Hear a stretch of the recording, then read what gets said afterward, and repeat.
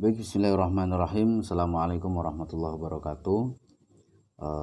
Kembali lagi kita akan membahas seputar kesejarahan. Namun berbeda dari sebelumnya, kali ini saya akan membacakan sebuah resume. Ini saya resume dari saya sendiri yang meresum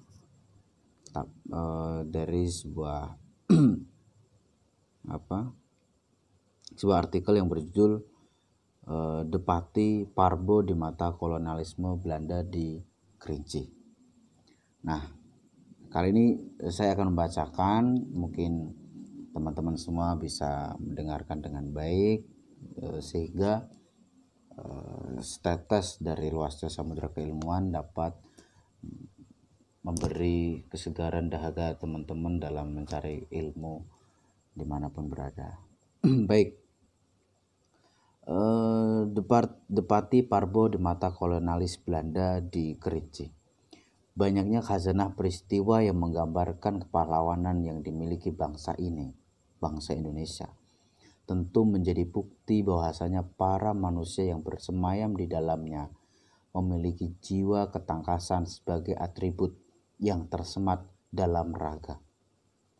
Depati Parbo, seorang anak muda yang menempa ilmu kebatinan dan ketangkasan hingga menuai kecerdasan dalam meracik strategi untuk sebuah penyerangan, menjadi sosok penting di hati para masyarakat Kerinci. Kisah yang tertoreh oleh percikan tinta yang tersimpan dalam koleksi arsip nasional menjadi referensi penting dalam mendongengkan penggalan-penggalan dari mozaik kisah ini. Kisah di mana sebuah daerah yang bernama Kerinci menjadi panggung sejarah kala itu. Menetapkan orang-orang pribumi dan para tentara kolonial Belanda sebagai pemeran utamanya.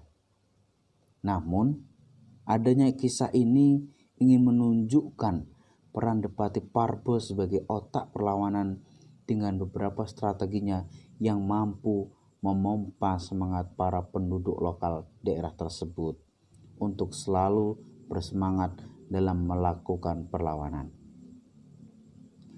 Mengibaratkannya sebagai seekor kancil yang cerdik namun mempunyai jiwa keberanian bak seekor singa, itulah Depati Parbo.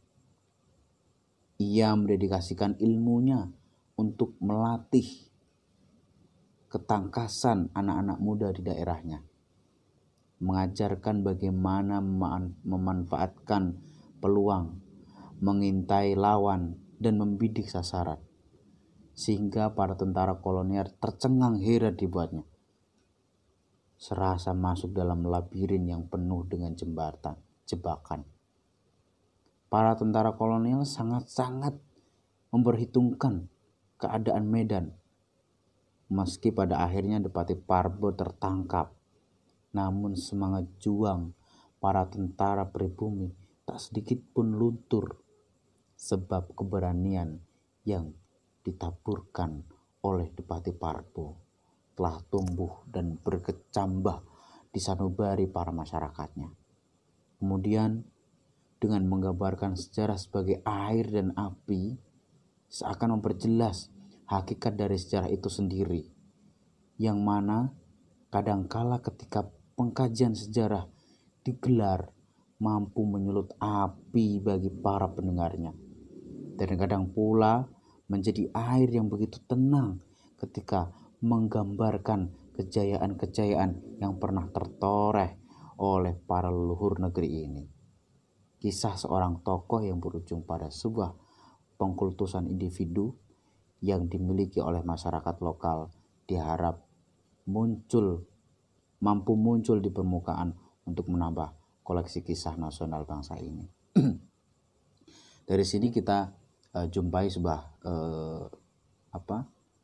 peran dari seorang Depati Parbo, di mana dia adalah seorang pemuda yang menimba ilmu kebatinan dan ketangkasan, dan ketika dia sudah mendapatkan ilmu tersebut, dia mengajarkan kepada para pemuda di kampungnya Untuk apa? Untuk mereka gunakan dalam hal kebaikan.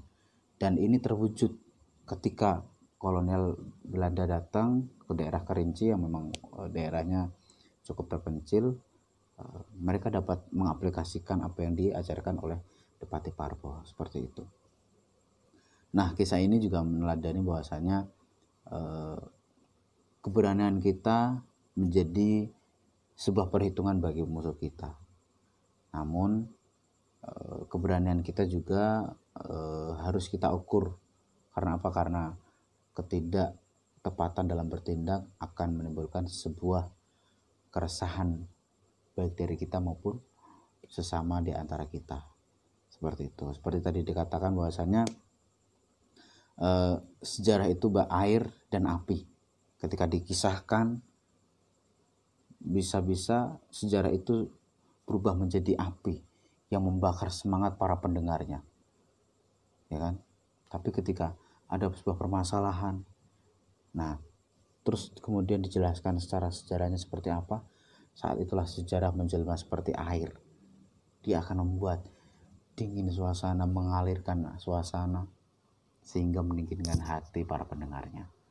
Mungkin itu penjelasan pada kesempatan kali ini. Kurang lebih mohon maaf. Assalamualaikum warahmatullahi wabarakatuh.